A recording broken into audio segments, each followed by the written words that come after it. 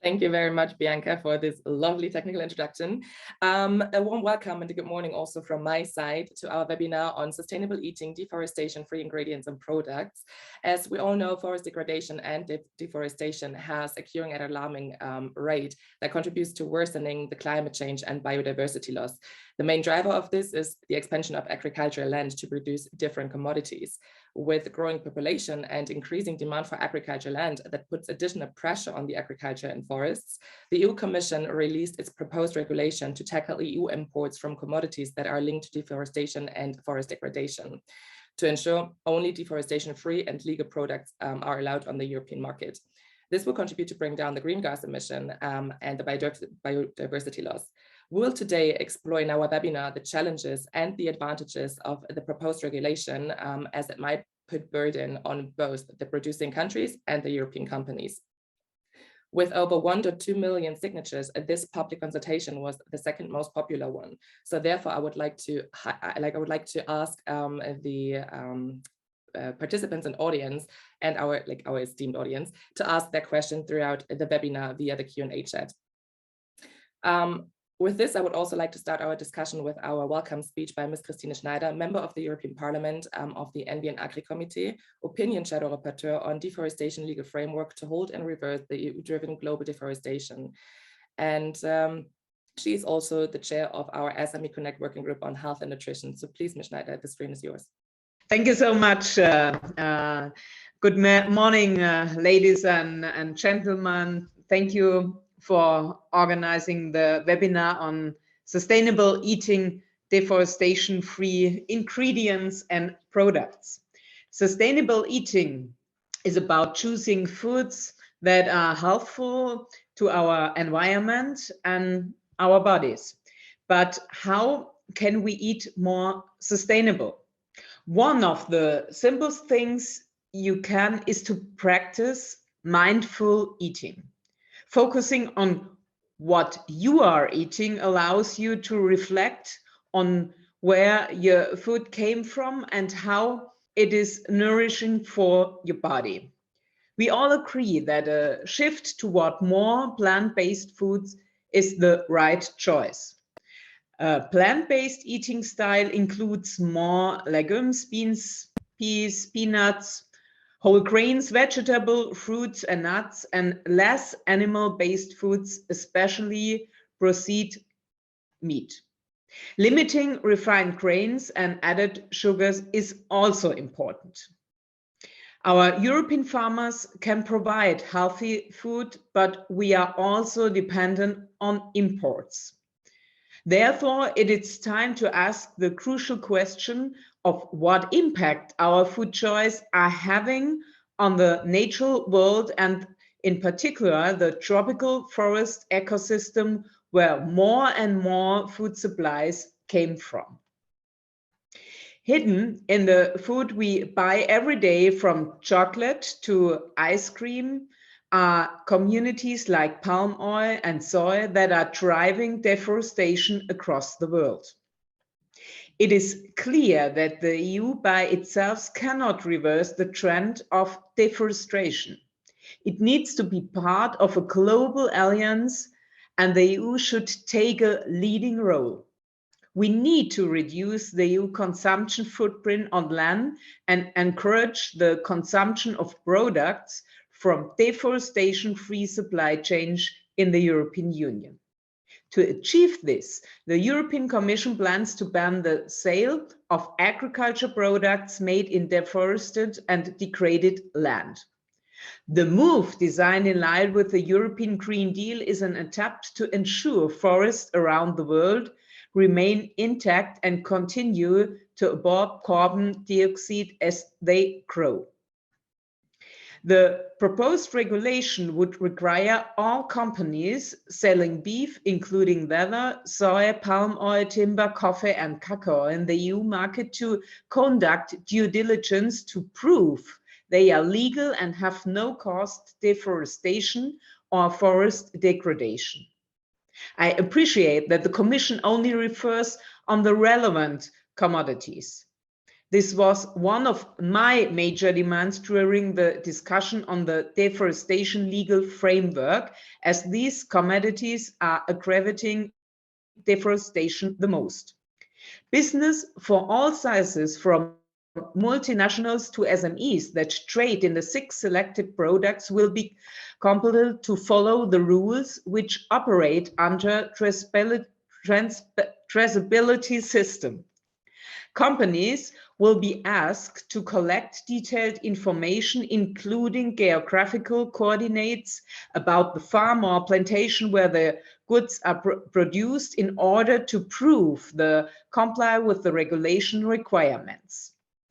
If one company fails to demonstrate its products are legal and deforestation-free, it will be barred from placing them anywhere inside the European single market, which encompasses in 27 member states, together with Iceland, Liechtenstein, Norway, and Switzerland.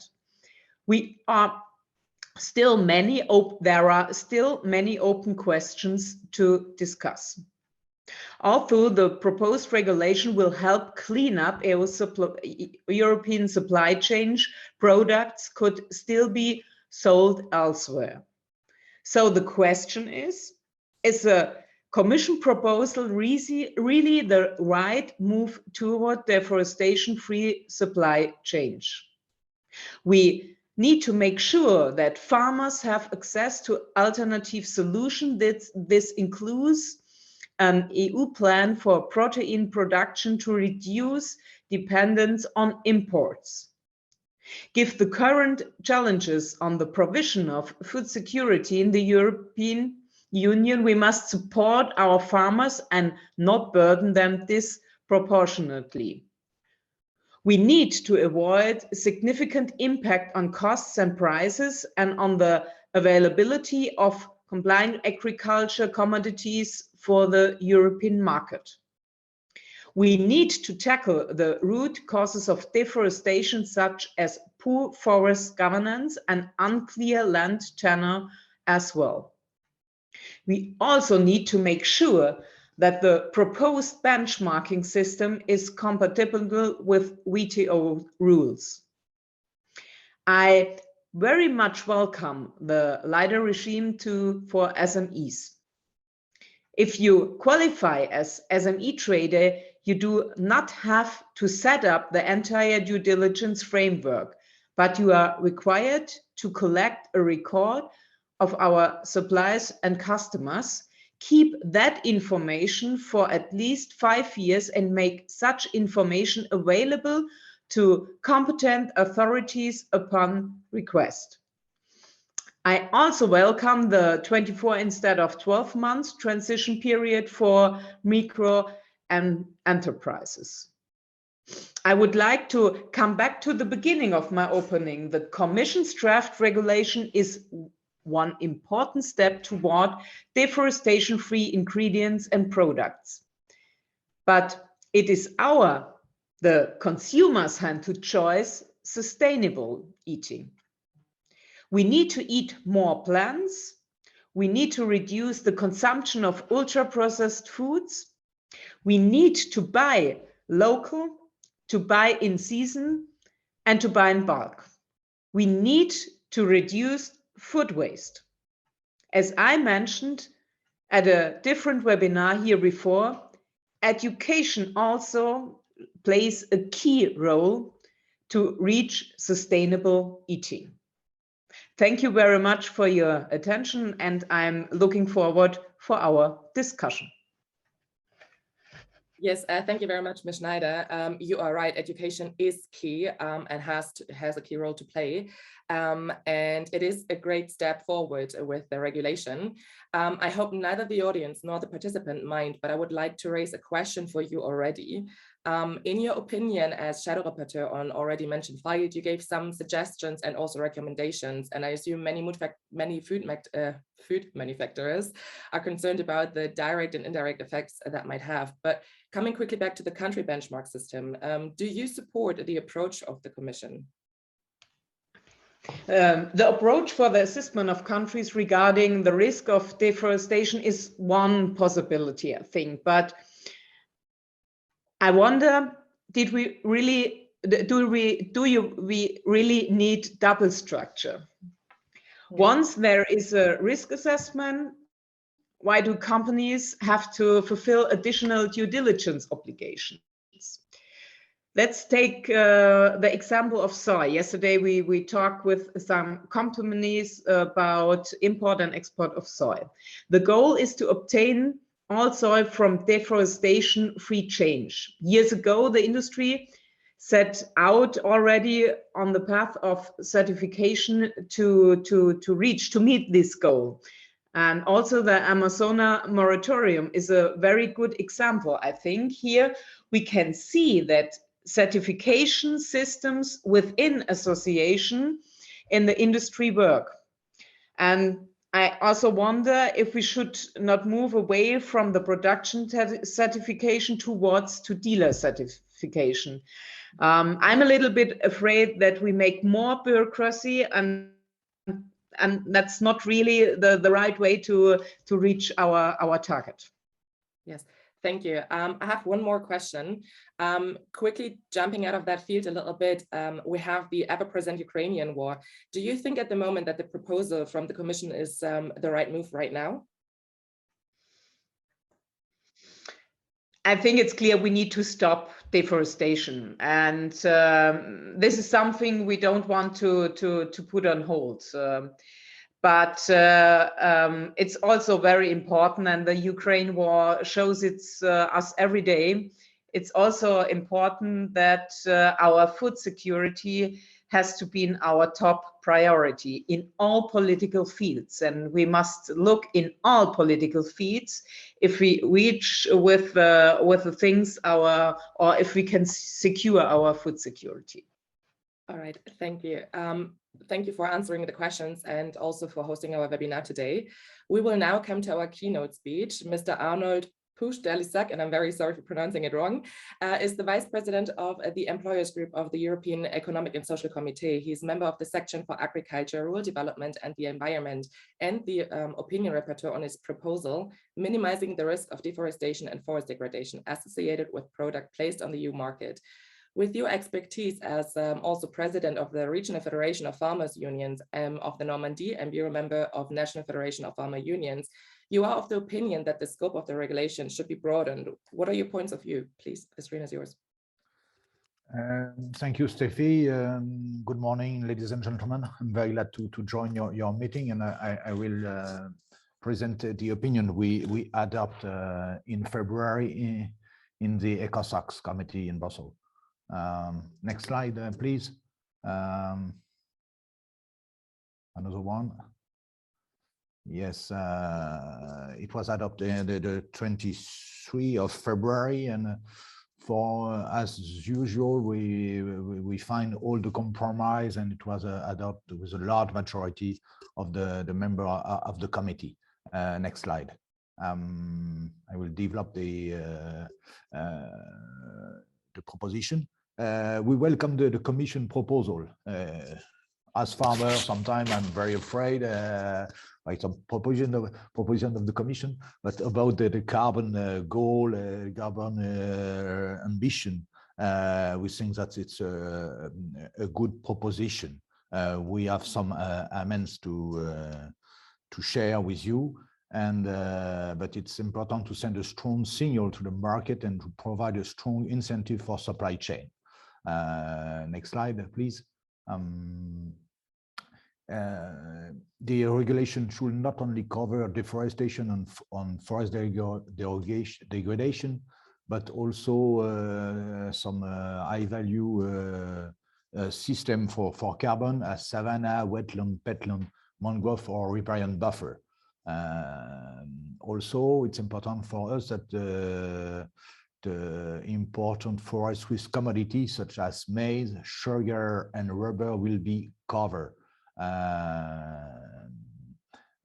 After the other, that wood, the proposition, the Commission was wood, beef, soy, palm oil, and I forgot one, but also coffee and cacao. It's important to know that all this product and all our consumption of this product, we are very often focuses on soya. That's important, but it's not the only product who are linked to deforestation. The regulation must address also some other very important social and environmental issues associated with the pollution of the products covered, in addition to deforestation and forest degradation. Next slide, please.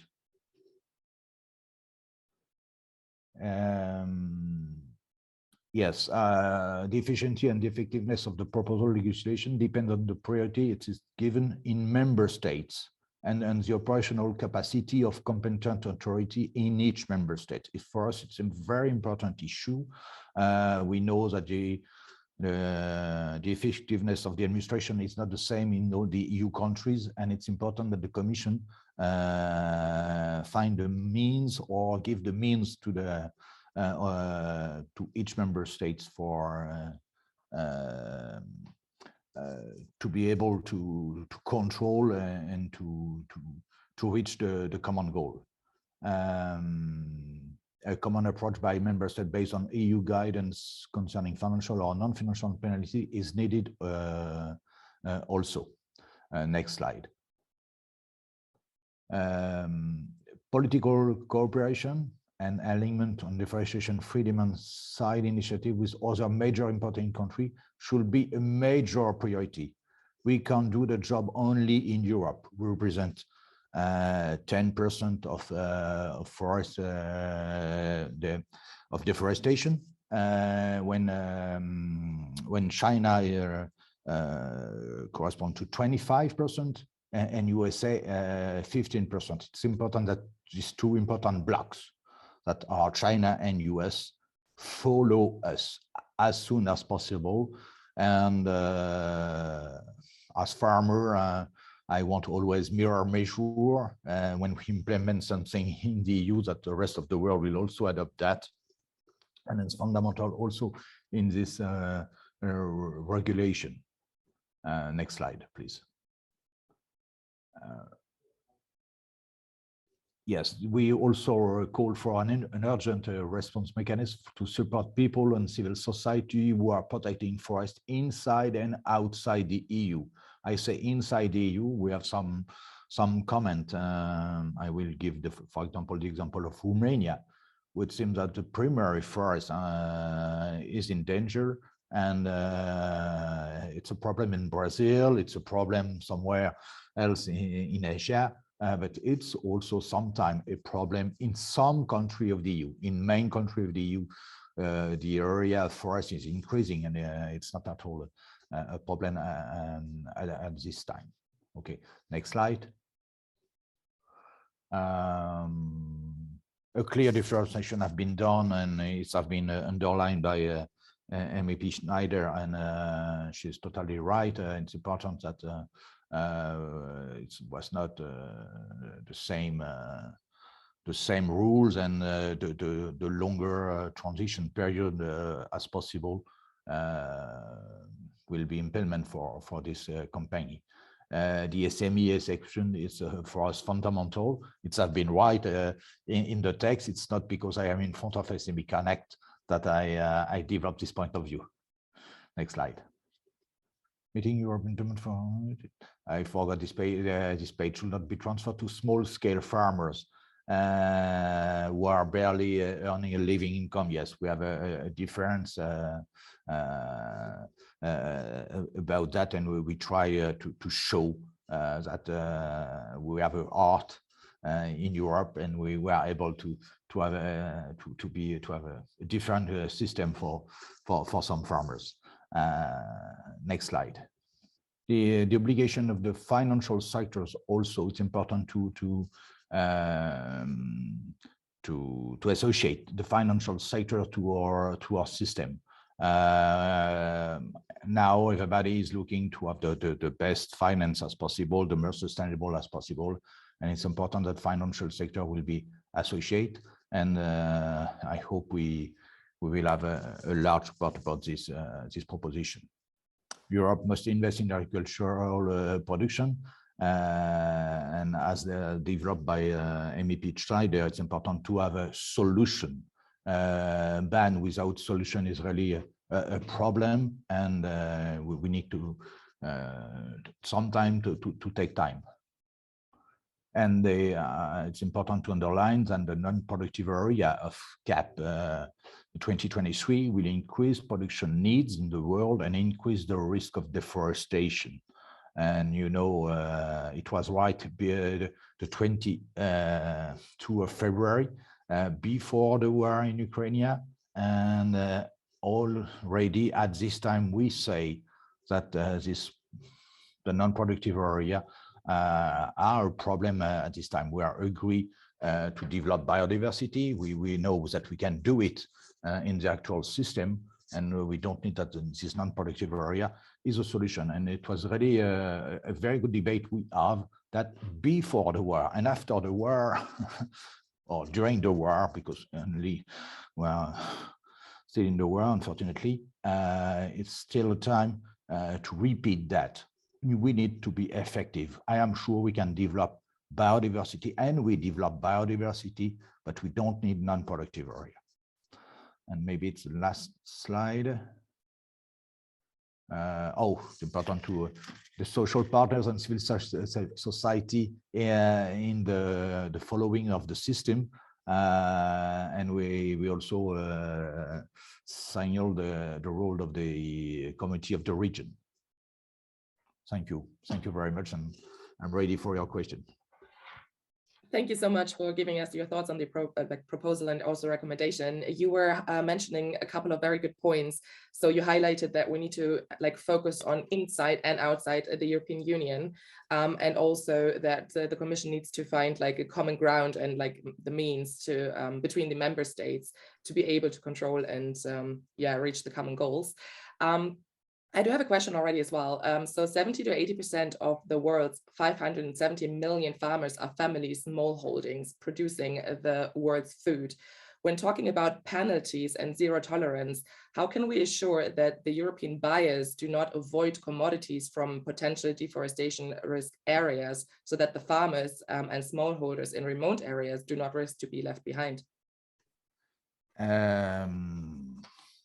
It seems that the Commission have the means to know exactly what are the parcels who are deforested and those who are not deforested. And I trust the Commission about this situation. And in EU, in the proposition, and we support this point of view, it's at the first importators to certificate that the product is coming from a free area where it's allowed to do that.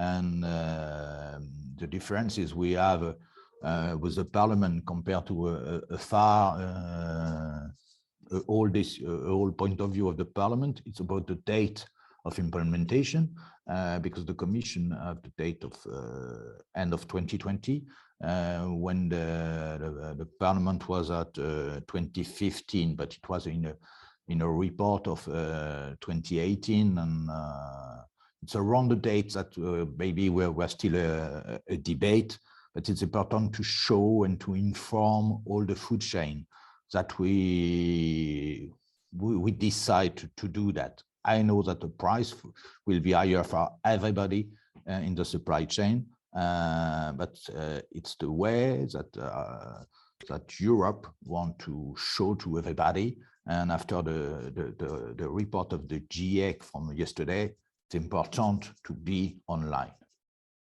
All right, thank you very much. We will now come to our debate speakers, and I will first ensure to give everyone the ability to lend their expertise before we go into the open discussion, for which I will once more encourage our attendees to post their questions.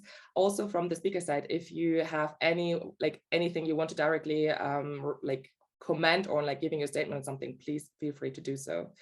So our next speaker is Nicole Polsterer. She is a sustainable consumption and production campaigner at Firm. Nicole, you have 17 years of experience in development and environmental cooperation, notably with the United Nations Development and Environmental Programs, the European Commission, and the Parliament.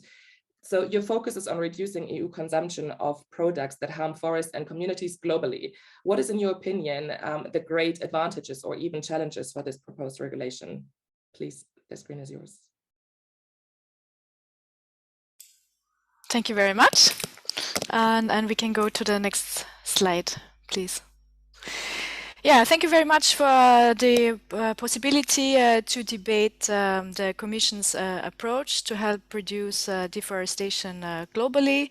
It's also great to go into more detail on what this proposal means for companies in terms of due diligence. First, I would like to say that the Commission has not proposed this approach lightly. I wanted to give a bit more background. So, since 2008, since the Commission's communication on addressing the challenges of deforestation and forest degradation in the wake of climate change and biodiversity loss, it's been a long way to the final communication in 2019. If we can go back to the slide, yes, keep on the slide, it's great. Which is the previous slide, the timeline. Yes, thank you. I'm still on the timeline. So it has taken 11 years to come out with the final communication on what the Commission and the European Union should do to tackle this problem. How can it deal with its complicity? Could we remain on the slide? Thank you. And as Stephanie has already introduced, the public consultation related to this communication and this proposal was one of the most attended in history. So 1.2 million people have responded to this consultation and actually have expressed their favor for a risk-based approach, for a due diligence-based regulation to deal with this problem. So now we're in the phase that the Parliament will soon debate in April the proposal by the Commission, will amend it, and we hope that the Parliament will adopt the final position in September this year. And in parallel, the Council of the Member States are also working on amending the Commission's proposal. So it's a lot of work and has been a long way in the making. With this, we could go to the next slide. Thank you. So I want to reiterate once more what the communication of 2019, which is the basis for the current regulatory proposal, was. So it has not only identified a regulation, it actually has identified 5 priorities for the Commission to work on. One is to reduce the environmental footprint of the consumption by Europeans. So that relates to deforestation, that relates to the greenhouse gases, that relates to the biodiversity loss, as my previous speakers have already noted. But it has also promised or said that it would be necessary to work in partnership with producer countries to tackle this problem, that it would also be needed to strengthen the international cooperation with other markets. I would think China and India, who are consuming more and more also of meat products, and there is a population growth, so we need to work together with other markets. We also need to redirect finance to support more sustainable land use practices. And finally, the Commission has said it would support the availability and the quality of information on forests and products traded.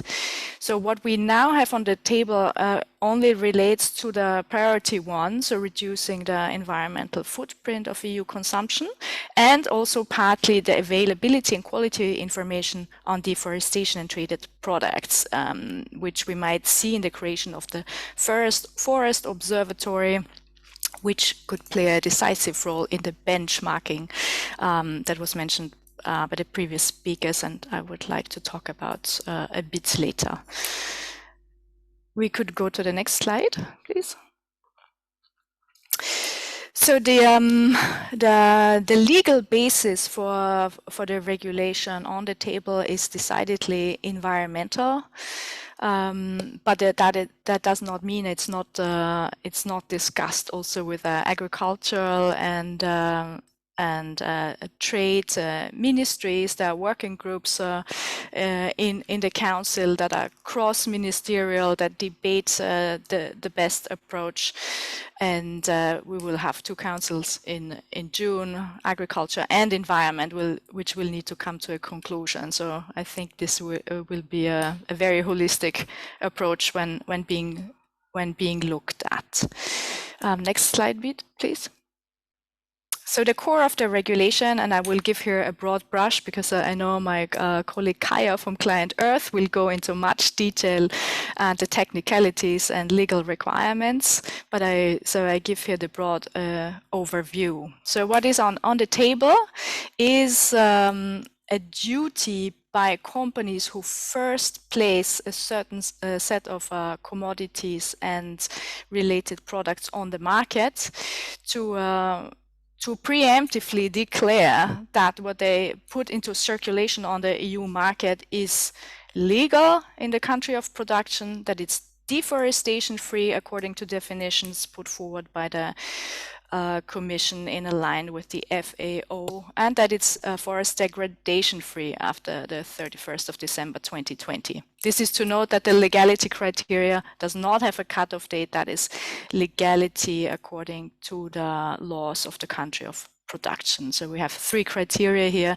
that the companies that place these goods on the markets must tell the authorities preemptively, yes, I comply with this criteria.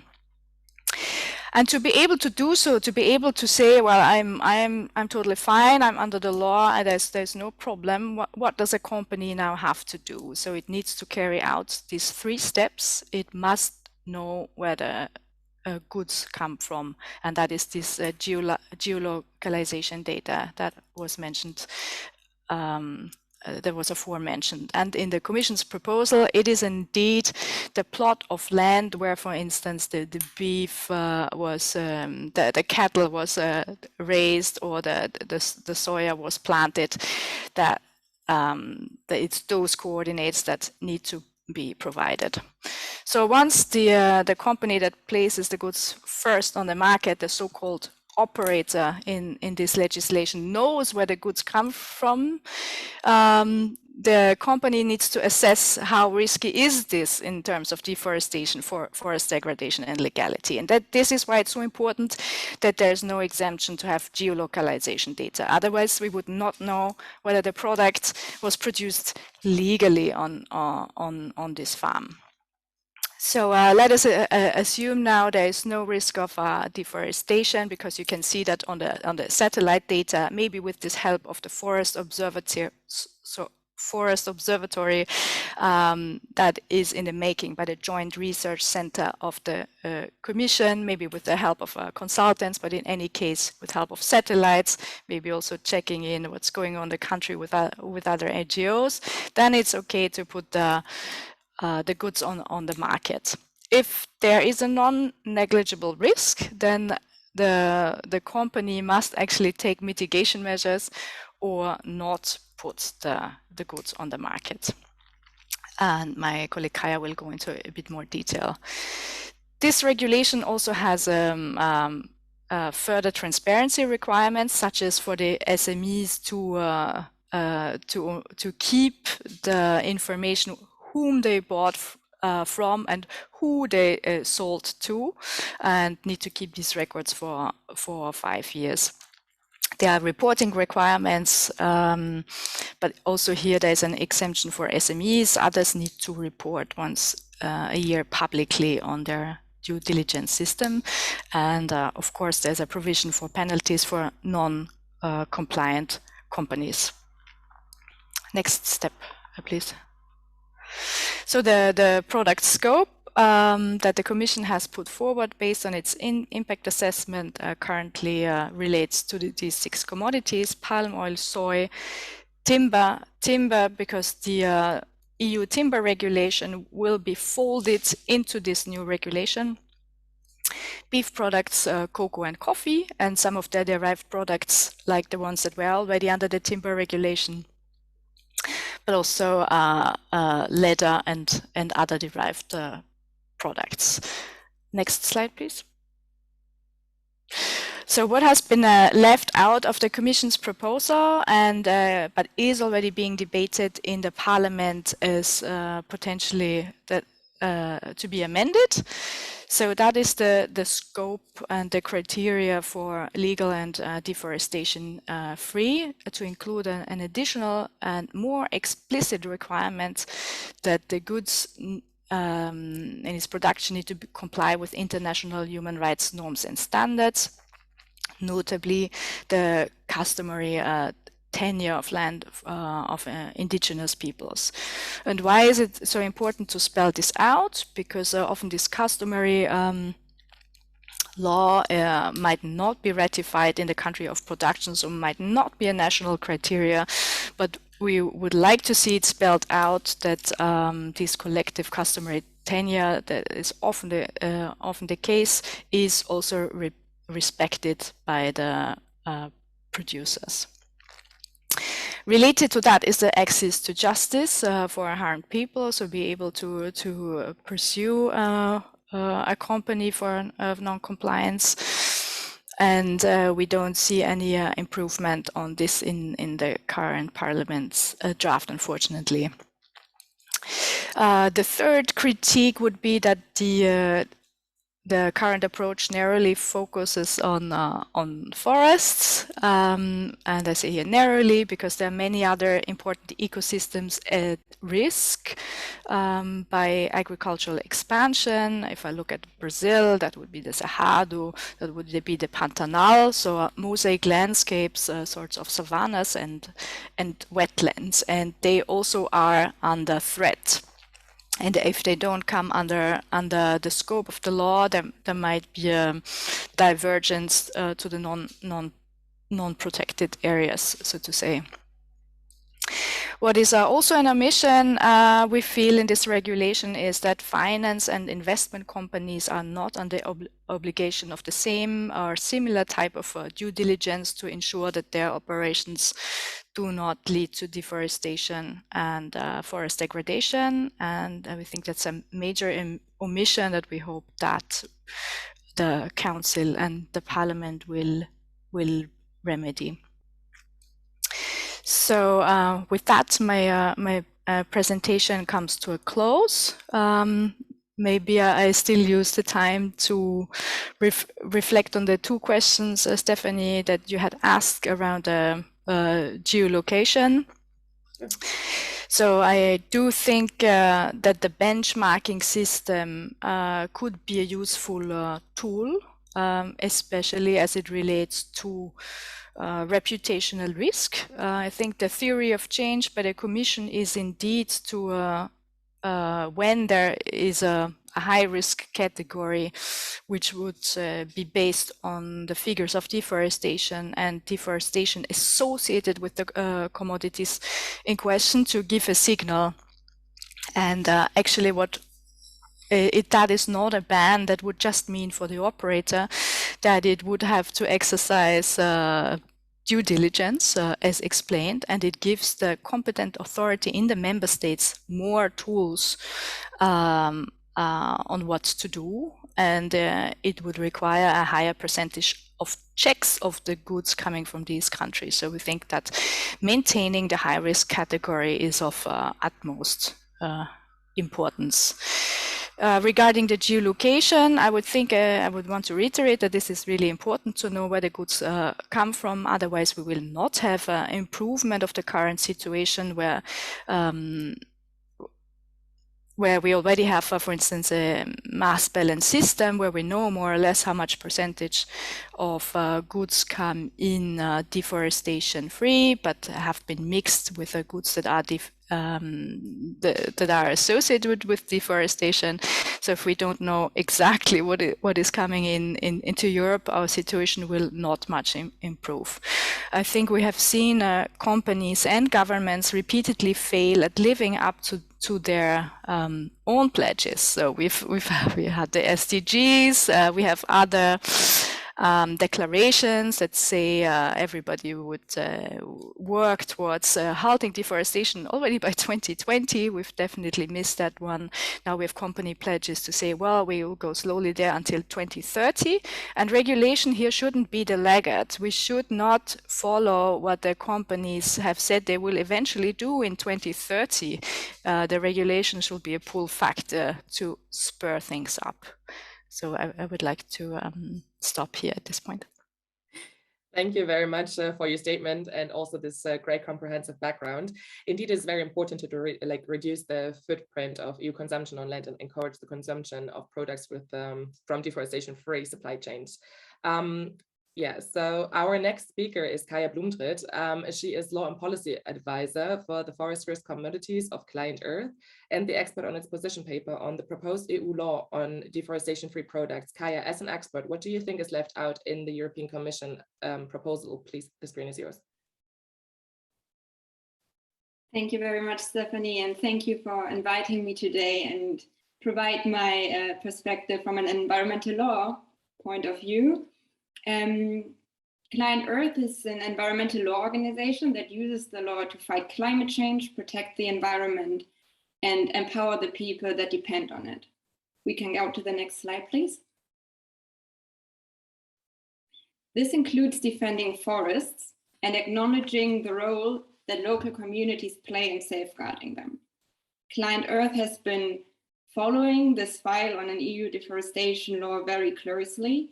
And while we think that it contains certain shortcomings, and Nicole already mentioned some of them, such as missing provisions on human rights protection or access to remedies for people who suffered harm from deforestation, or even other shortcomings that previous speakers mentioned, like a limited product scope or a limited scope in terms of ecosystems that are covered by the regulation, we really do think that this regulation or this proposal presents a big step forward in global environmental governance.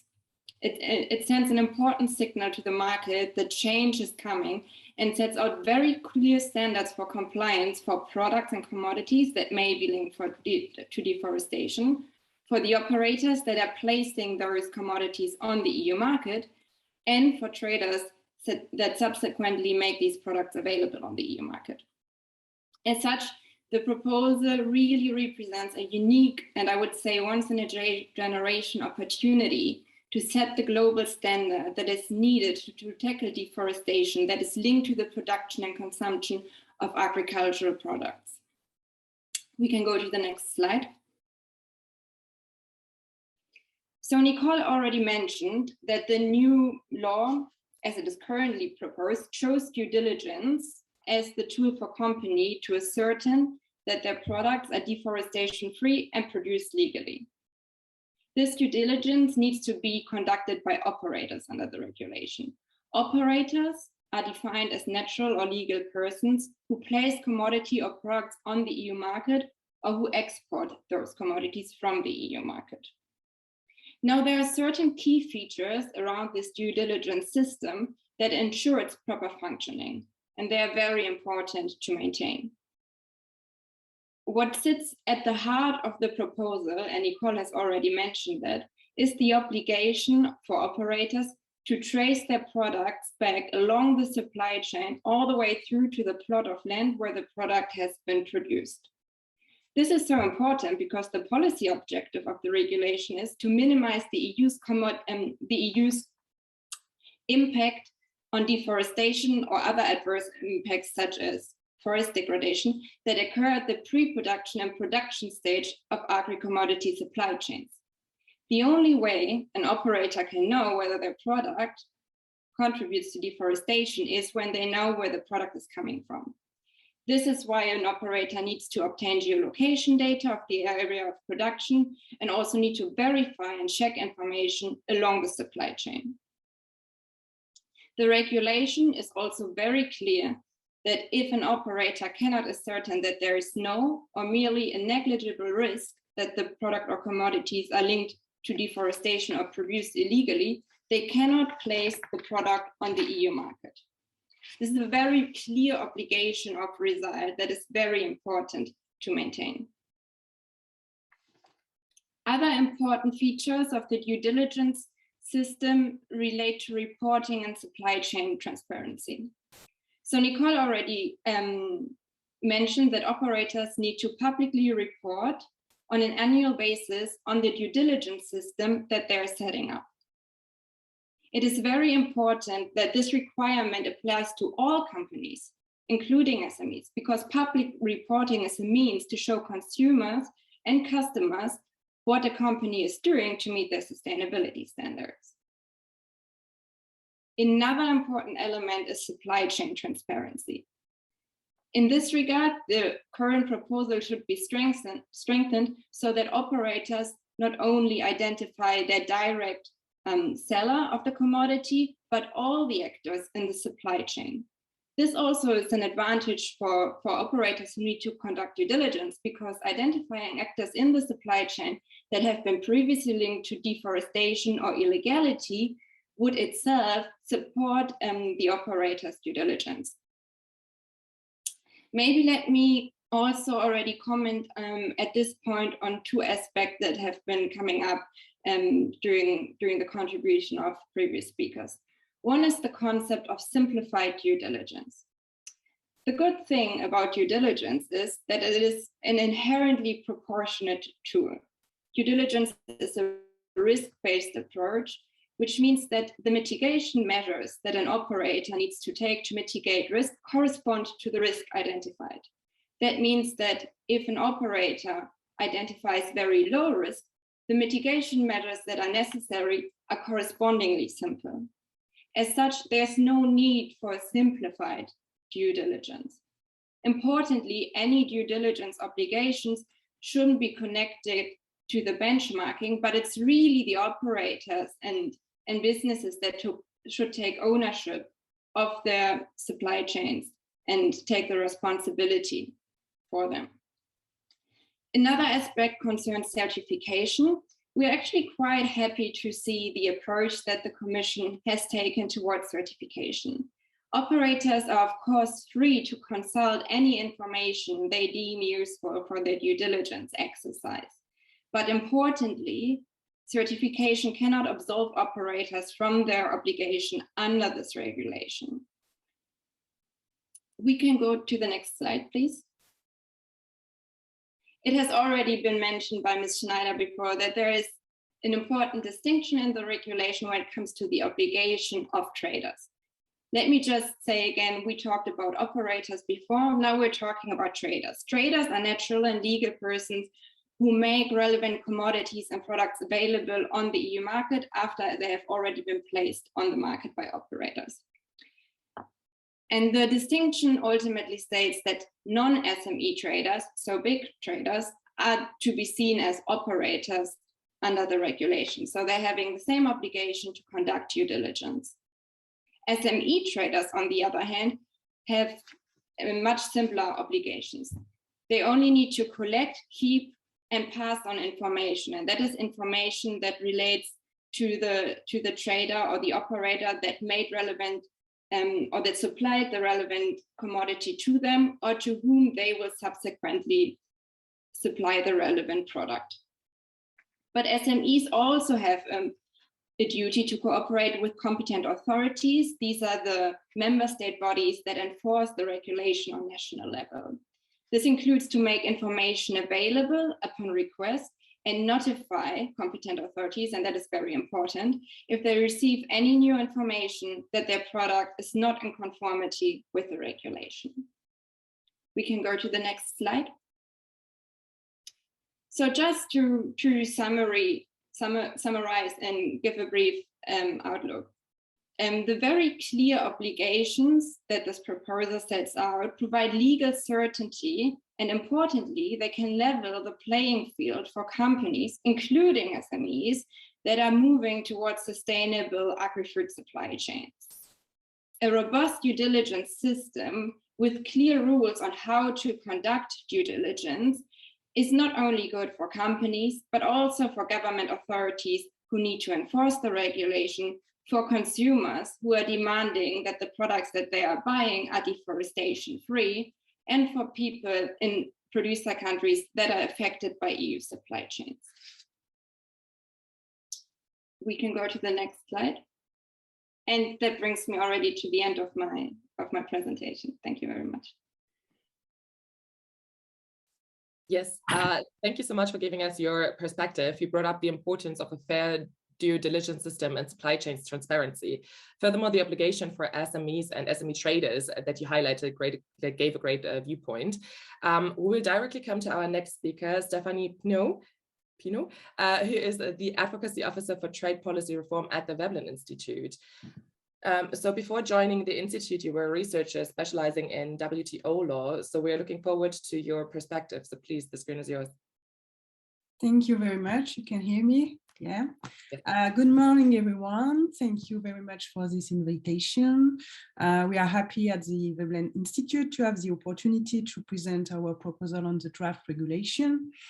As a preliminary, I would like to mention that we participated to working groups involving NGOs specialized on deforestation issues. Although we are not experts of forests, we are fully in phase with the proposals that have been made in this fora, and in particular those related to the definition of forests, forest degradation and deforestation, and also the critics that have been made on the cutoff date, which is far too late, obviously. The Weblin Institute is a non-profit think tank promoting policies for social and ecological transition. And as part of our trade program, we are calling for a change in trade policy for it to serve the social and environmental transition. And it is in that context that we have published a position paper on the draft regulation on deforestation-free products. Our position is based on the fact that the EU timber regulation addresses deforestation only partially, and we think that the draft regulation addresses some of the main shortcomings of the EU TR and contains some important improvements to curb imported deforestation, but it is not exempt of several weaknesses.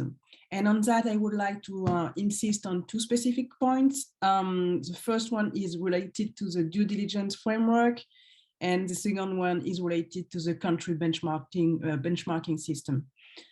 So first, there is no doubt that the due diligence procedure set up in the draft regulation contains several improvements. You can recall that due to its lack of exhaustiveness, the EU TR due diligence framework has proven to let too much margin of appreciation to companies, resulting in a poorly efficient implementation.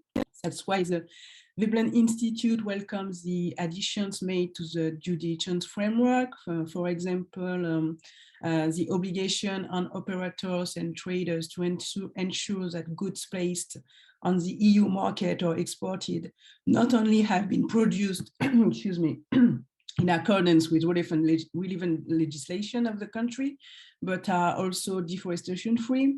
It is a new condition that is paramount to prevent imports from countries with no adequate forest protection.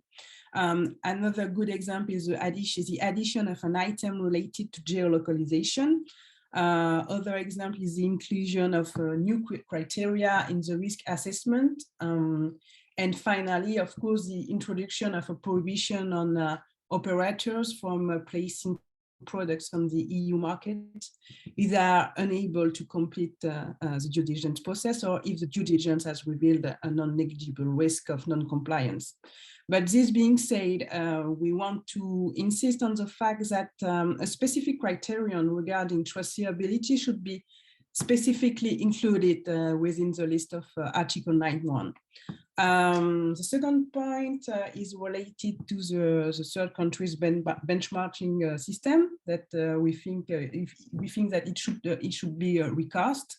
You know that the Commission can classify countries as presenting low standard or high risks. Operators and large traders will be required to take into account this benchmark when conducting their risk assessments. But we think that some criteria on which this country's benchmark is based shall be reviewed in order to accurately reflect deforestation risks. For example, we think that the inclusion of deforestation and forest degradation emissions in countries NDC under the Paris Agreement does not allow to assess the country's actual measures to fight deforestation. We think that the draft regulation should include a criterion related to the country traceability standards, because the existence of such traceability is a cornerstone of a solid due diligence system. That's why we think that the existence of a reliable traceability system should be included in the criteria underpinning the three-tier system, so that countries deprived of such traceability should be ranked as high risk.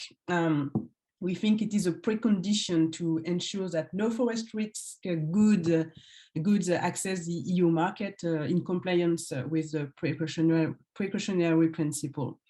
Ultimately, the due diligence should be understood as a lever to strengthen deforestation regulation and legal framework in third countries. Last point, we think that the third country, the benchmarking should differentiate between each category of goods within a country. We think that this level of granularity is crucial.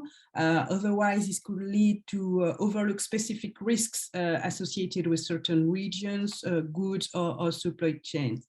To conclude, I would like to insist on one interrogation. We think that the regulation, an efficient EU regulation on deforestation should take into account the specific issues of each sector. For example, for the beef industry, we know that in third countries, geolocalization data collected by operators should, we think that geolocalization data collected by operators should consider all plots of lands on which animals have been raised and fed from their birth and throughout their life, because in third countries, livestock farms that are mainly responsible for deforestation are of cow-calf production type. I mean, it's farms specializing in the production of young animals to be sold for reproducing or fattening on another site.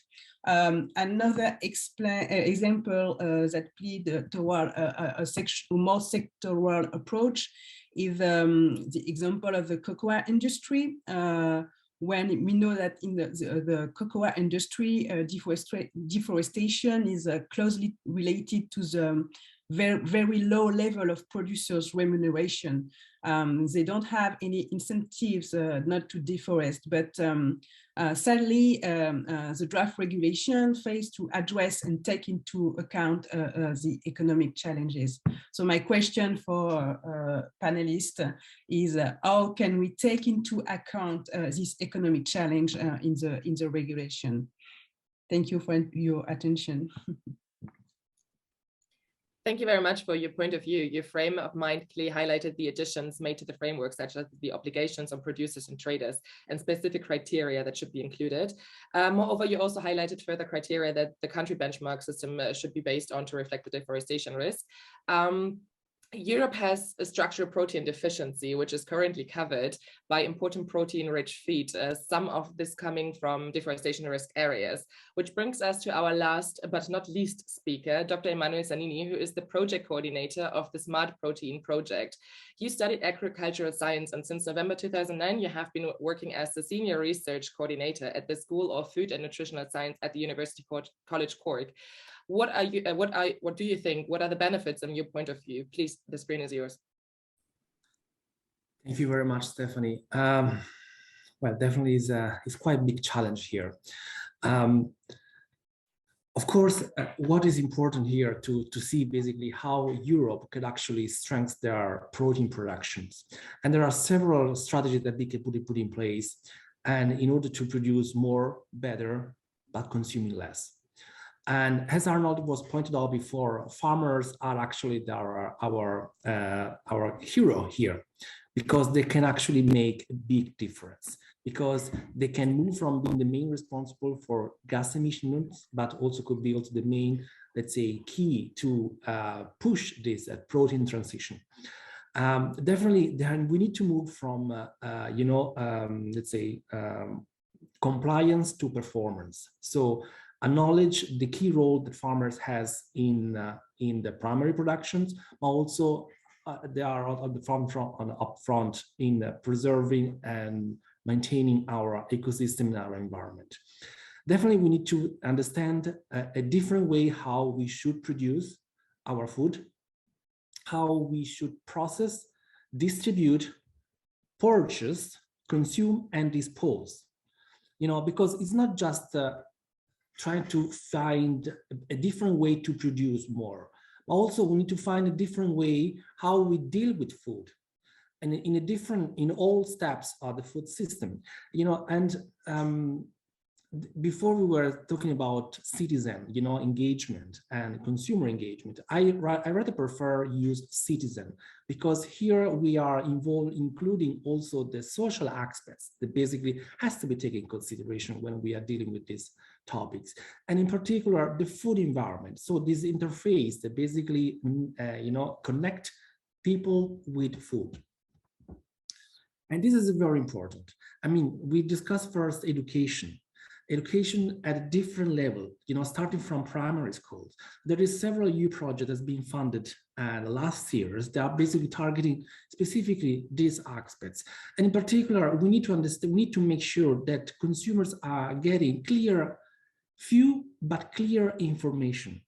We cannot load consumers with several information that basically sometimes doesn't make sense, even for a scientist. So we need to be clear in the message we are sending, also because citizens are those actors that basically influencing what industries is gonna produce and how they're gonna produce. So that's the aspect that basically we are targeting in our project.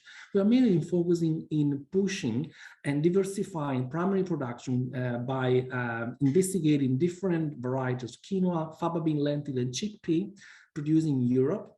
And also the way they are produced using regenerative agriculture principle. So basically how we can produce more by restoring soil fertility and with less, let's say, dependency on chemical inputs. And this is very important. And we are actually at the moment on a model farm. So in open field trials, so we are testing hectares of these new varieties with new techniques that basically are resulting very promising. But we are not stopping there. We are basically targeting the entire food system. So basically the way the grain have been processed to obtain different protein isolates and concentrate and side streams. But beside this, also we are investigating how to upcycling side streams from brewery industry, from bakery industry, from pasta industry to grow mushrooms. So using liquid and solid fermentation, so to develop a new protein source that basically are very nutritious and also can actually very well complement, the plant proteins in developing a very well-balanced and nutritious food. One aspect that basically we need to make sure that we are targeting in this project is the worker well-being. So make sure that basically every actors working in the food system are treated with respect, and under the work regulation, pushing the local economy, because that's also allow us to reduce the costs associated with transportations, and also making sure as a scientist to deliver nutritious food that basically are comparable with, nutritionally speaking, with animal-based products, but also on top of this, affordability. We need to make sure that affordability is also another aspect that we take in consideration, because if we want to make this dietary transition happen, we need to make sure that citizens will be will be in the position to embrace this protein transition, in particular for those that are most vulnerable groups. And this is also another aspect that we are taking into consideration to make sure that the mass market is actually now willing to approach to this movement. And the last but not the least, sustainability. In our project, we are also performing an LCA, life cycle assessment, because we need to make sure that what we are proposing is much better than what is actually there on the market. But one aspect that basically I stress also with other industry partners, you know, in developing new products or plant-based products, we need to make sure that basically we are not addressing one challenges, creating another one. Why? In particular, because if you just look back on the package on meat analogs or plant burgers, normally you find 20 ingredients. You know, so what's the point? Because most of the ingredients are actually coming from different continents. So when we are talking about sustainability, we have to making sure that basically we are understanding the real meaning of what sustainability is. And because I think in Europe, we are leading the innovation in this specific area. And Europe already recognized the protein deficiencies back to the 2000. And this is actually, it puts us in a very strategic position in terms of leading this transition. I'm very confident that we are going to be able to move towards a more sustainable diet. Of course, we need the support of the entire food system, starting from farmers. Farmers, you know, need to be, in particular for farmers, we need to acknowledge their key role. Also, we see now, you know, we saw with the Ukrainian war, you know, they say, okay, the price of wheat now went up. I mean, besides speculation, it also show you basically how important to make sure our food security is preserved. And the way to do so is to give food the right let's say, position in our life, you know, because we are giving them, food for us is given, you know, we have plenty of foods, but that's the problem, you know, we underestimate the role of the entire food system could play in our daily life. And this is something that basically we need to get reminded. All right. Yeah, thank you very much for your expertise. It's clear that the farmers have a key role to play. And I agree that we need to find different way on how we deal with food and need more like sustainable food systems that is affordable for everyone. Education is a big part, and indeed it must make sense. Your model farm sounds actually very promising, but I would like to open the discussion now. I do not, let me quickly check, but at the moment I do not see any questions from the audience, which brings me back to encouraging them, please state your questions. But it doesn't matter because I have some. Sorry for that. Let me quickly go here again. So Arnold, you mentioned the difficulty of striking a balance between ensuring the legislation effectivity and avoid overburdening SMEs. Which tool can help to make this regulation fair to all players, big and small, like such as clearer benchmarks or SME tests before implementation? Would you like to answer that question? For me, what I understood in the proposition of the Commission, it's that the forced importators to certificate that the product is free of deforestation.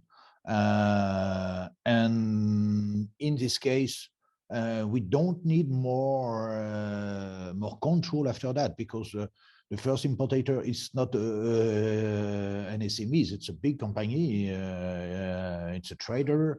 And really, we have nothing to. We are not concerned by that. It's really at the entrance of the EU. It's like the Schengen agreement, with all the difficulty of the Schengen rules and implementation of that. But I don't know why we will be more strict with that than with some other system in the EU. All right, thank you very much. I also have like a question for you, Nicole. The European Commission proposal will protect, restore, and ensure the sustainable use of forests in a comprehensive and integrated way that also ensures poverty elevation, good governance, and human rights. but at the same time ensuring countries to comply with their national law. So do you think the Commission has done enough to secure human rights in the fight to combat deforestation, or what can it do better? Yeah, so I wanted to reflect on the previous question, then I'll go to your other question on human rights. So I think the Commission entered this provision for a double check, so to say, because it learned from the EU timber regulation. So if I talk to our colleagues who have followed the implementation of the EU timber regulation, it seems that large traders have an undue or have a large influence, let's put it that way. And it seems they can also exert a lot of influence on operators in the timber market on what type of product to supply, and in the end they were not under the law, if I understand the EU timber regulation correctly. So the assessment of the failures or some flaws in the EU timber regulation led to the provision of the double check, so operators and large traders. Secondly, on the human rights, as I tried to convey in my presentation, I think the explicit mention of the need to respect for international human rights norms and standards, especially as relates to customary and collective tenure of local communities and indigenous peoples of land, is important to avoid that there's any misunderstanding. So to ensure that it's both the local laws in the country, but also international norms and standards that they might have subscribed to and ratified, but also that they might not have ratified, but that are a norm actually. And we'd also like to see amendments in ensuring that there has been a free, prior and informed consent of indigenous peoples and local communities. We'd like the definition for this to be taken up in the Parliament's proposal. We would like respect of environmental defenders. So we have a list of human rights categories that we would like to see improved, potentially also the Commission to publish a list of these relevant local laws, which might be environmental, but which could also concern labor laws and human rights laws. So for the Commission to be go much more deeper into this area and be much more explicit on what the operator needs to look at. Thank you. Stephanie, you raised your hand. I think you want to comment that directly. Please go ahead. A quick question for Nicole. How to integrate the conditions related to the living income of producers in industry such as cocoa or coffee? Do you think that human rights law can encompass these challenges, or how can we integrate this challenge of economic value in the draft regulation? That's the question, because it's not absolutely not addressed in the current proposal. Yes, indeed. I think one could look at provisions. I'm also looking for Kaya. I mean, as a coalition, we've made a number of recommendations on how to include these better. Maybe she can answer that from a legal perspective. But then there's also a provision we would like to see that actually operators should support, especially smallholders, in complying with this regulation, and also in ensuring that decent living is it's not a wage because they're not employees, so we would need to find the right technical legal term so that there is a decent living income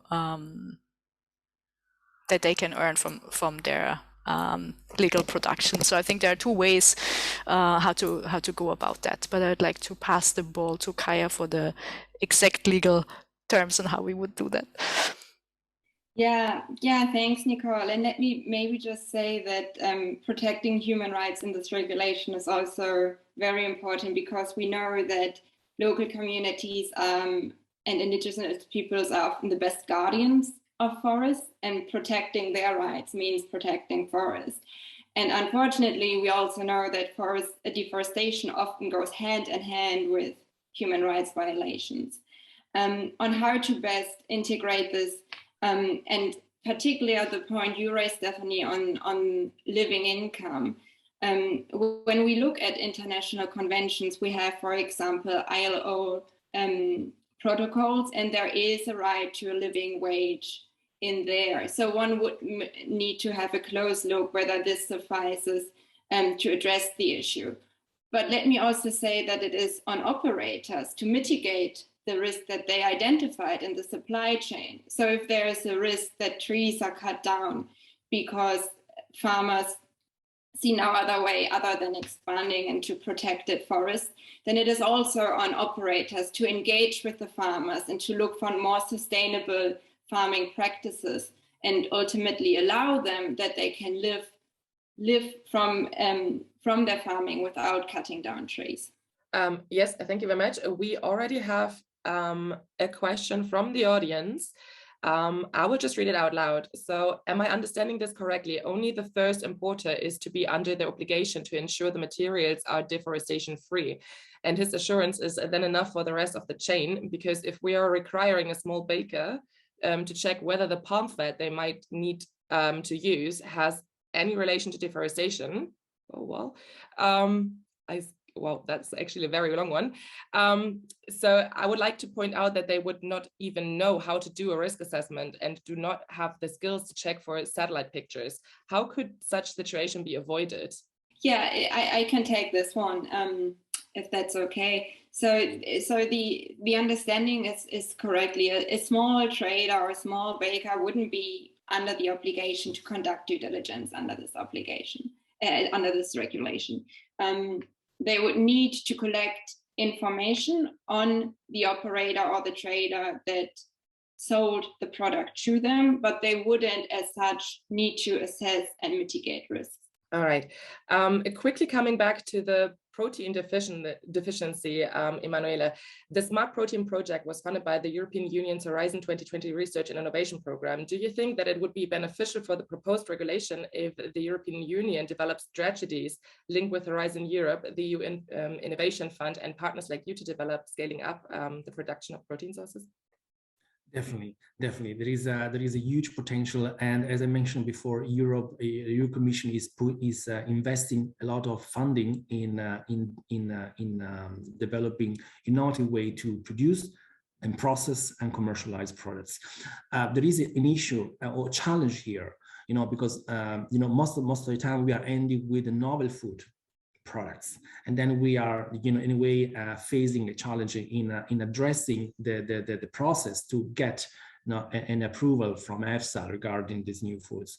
For this particular reason, in the project we have partners that basically are preparing dossier in case any product has been produced. It has a potential, but need to go through the process, to make sure that basically is safe for consumers. So this is the European approach. The consumer safety is come first. So and this also means that most of the time innovation is a little bit retarded in the commercialization and not in reaching a higher TRL.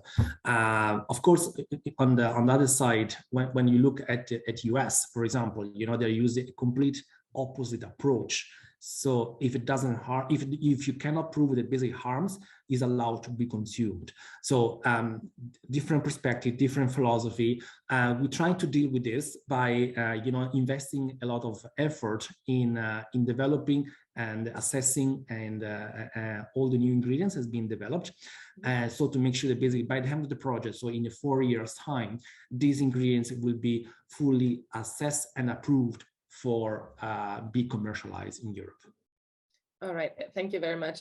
Nicole, you were raising your hand. I think you might want to add something, or going back to another question. Yeah, I wanted to reflect on the new question in the chat and adding to the question on protein. So I think it's a similar question to the one before. So what about the fact that others in the chain have to do due diligence, and maybe we have not been so clear, but the proposal actually says that only the first placer on the market and the large trader would need to do the full due diligence. all traders, so those companies that deal in these products that come later, would actually just need to keep their records from who they sold, from who they bought the product in question, and who they sold it to. So I would imagine that with an invoice, you already have to keep your invoices for audits and your bookkeeping for quite some time. So I would think that this would not place too much of a burden, although there is a cost associated with due diligence and probably record keeping, that and figures are mentioned in the impact assessment. And then I wanted to come to the second question, which was about EU. Sorry, after 2 years of Zooms, my audio port has given up. So, so on the protein question, I think this is a lot of interrelated question about how far can you also go with intensification, and what's the goal of the protein plants. If we keep using it as a feed, if we and if we all want to consume as much meat as the average of my fellow country people in Austria do, then that is not possible and not sustainable. And we should also look at what is demanded in the CAP in terms of greening, and what has been demanded before in terms of finding thresholds on animal units per hectare because of nitrogen and other pollution. And I think there's always the talk about sustainable intensification, and we wonder whether that really exists. So if we increase protein plant production, we should make sure it relates also to information campaigns about shifts in diets, and it does not go into the direction for more animal product production and consumption. And we also need to look at our trade models if we, stop here.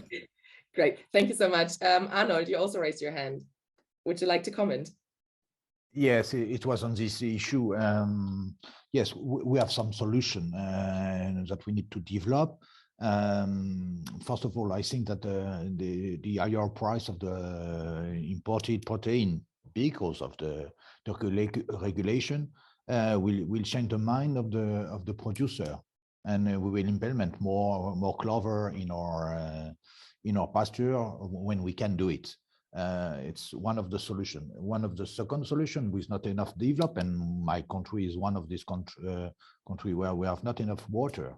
I came from Normandy, but the rest of France, usually we miss water, and we are a country where it's really difficult to storage water and to use water at the right time. And when you have more water in your system, you can be more, your grass will be more perform. I will not say intensive, but will be more efficient. We need also to work on the new breeding technology, new genomic technology. The change we need in terms of seeds is fundamental if we want to destroy less biodiversity, if we want to be more efficient on the smaller space as possible. We need to be efficient with the land we have now, and it's with new seeds that we can do it. And about the remark from Stephanie about cocoa, I am sure that if we block the areas that we have on this land, the price of the cocoa will grow, and will go also for the producer. You must know that in Europe, in last year, the consumption of chocolate increased of 5%. More than the GDP of the EU. We have more and more demands on this for this product, and I'm sure that at the end you will have a tension on this market, and you will have a limitation also of our consumption because of that. And really, it's the price of the food is too cheap since a long time. And really, if the price of the food increase, it's a way to reduce our overconsumption. And this regulation go in the right direction I think it will change the life of the European citizen. And I have been a little bit disappointed when, maybe it was in February, the Council of Ministry of Agriculture was afraid by the regulation because of the risk to have less cheap food. But it's really the way to have a sustainable consumption tomorrow. It's that the price of the food became more high, and in this case, I am sure that us as producer will be in a better situation all over the world. Thank you. Mr. Sanini, please, or Emanuele, please, yes, quick, short, due to the time. Yes, absolutely. Definitely, you know, some scientists is also now suggesting to internalize the environmental costs in the food price. I personally think this is not the right way to go. I think what is more important is to educate citizens to make a better choice, because that's also going to influence the entire food system. They have a huge power to decide what to purchase, what is the impact, because every time they are doing a purchase on the shelf, they are making a political statement. So, and this is actually a key role, and they need to understand the power that they have in everyday life, and in particular, how they can easily influence what the industry could produce, can process, and what the farmers could produce. All right. Have a big day. Sorry, I did not want to interrupt you. But looking at the time, we are running out a little bit, but I would like to give our speakers the possibility to a very, very short closing remark, not more than a minute, please. And I would say, since you were already talking, Emanuele, please, I think we will start at the end. So what is your opinion on what you have heard today? Is there something you would like to stress out again or like highlight very shortly? Well, definitely when we see how food should be produced outside Europe, we need to make sure that basically we are going to give an example. So as Arnold was pointed out, we also have issues on deforestation in some of the EU countries. So we need to make sure that basically we are going to give the example first before teaching others how to do. Thank you very much. Stephanie, would you like to stress out something? Yes, thank you very much, Stephanie, for this event. We are really looking forward to continuing this discussion. And to conclude, I will say that the Weblin Institute welcomes the efforts made in the draft regulation to address some of the shortcomings of the EU TR. And we think that the due diligence framework should be seen as a lever to boost regulatory reform in third countries. And last thing about the fact that the problem of producers with remuneration need to be addressed. Thank you all for your comments. Thank you. Kaya, you're next. Thank you. Thank you. I think it is important that we remind ourselves that the majority of consumers want that the products that they're buying in the supermarket are not linked to deforestation. And for companies, it is of utmost importance that we combat climate change for the long-term sustainability of their business models. And in this regard, it is very important not to leave SMEs out from the sustainable transition, but include and support them as best as we can. Great, thank you. Nicole, would you also like to add something? Yes, I think we look forward for this law to be amended, to be as ambitious and implementable as possible, with the possibility to hold companies account for very clear criteria. And I would also hope that the Parliament will take action and demand more of the Commission to work on the other priorities, such as international cooperation and partnership with producer countries to help halt deforestation globally. Thanks. Arnold. I will repeat that we need a mirror measure. It's fundamental, and not only Europe implements these new rules. China and Asia and all the America are in competition with us in the world. Part of the chicken are coming from Thailand or Brazil, and if we have not the same rules, we will be not in a correct fight. All right, thank you very much. Ms. Schneider, as host of this webinar today, would you also like to have like a last comment? Yes, I want to thank everybody very much. I think it was a very constructive discussion. It shows that we have a long way before us, but I think we work the priorities today very well out. So thank you to all. Thank you so much. Thank you. Yeah, like looking at the time, we're a little bit overdue. So I would also like to thank our, like all of our speakers for lending their expertise. It was a great and interesting discussion today. Yeah, unfortunately, our agendas are all very busy, so I will end this on this note. However, there is much we have to talk about, and we're looking forward to broadening again the subject with you in a follow-up event.